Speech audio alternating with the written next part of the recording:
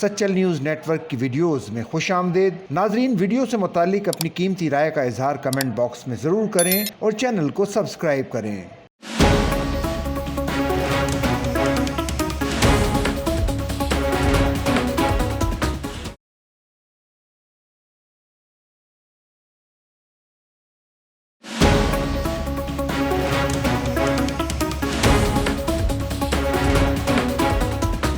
Pakistan Peoples party کے chairman اور سابق وزیر خارجہ بلاول بھٹو زرداری نے کہا ہے کہ پاکستان اور بھارت دہشت گردی کے خلاف متحد ہو جائیں، ساتھ بیٹھیں تو دہشت گردی میں خاطر خواہ کمی آئے گی۔ نیو یارک میں اقوام متحدہ ہیڈ کوارٹرز میں پریس کانفرنس کے دوران پاکستانی سفارتی مشن کے سربراہ بلاول بھٹو زرداری نے کہا کہ 1.5 ارب لوگوں کی قسمت نان اسٹیٹ ایکٹرز یا شرپسندوں کے ہاتھ میں نہیں دی جا سکتی۔ پاکستان اب بھی دہشت گردی کے خلاف انڈیا سے تعاون کرنا چاہتا ہے۔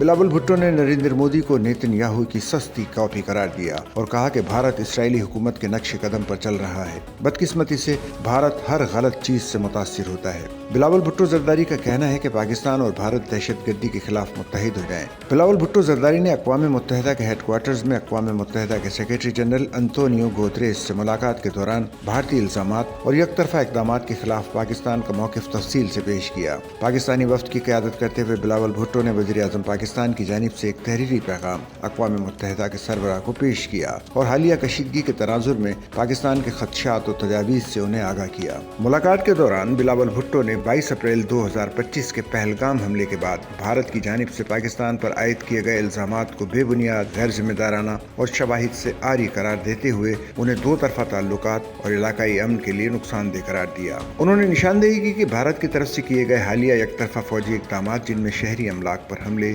معصوم جانوں کا ضیاع اور سندھ طاس معاہدے کی یک طرفہ معطلی شامل ہیں۔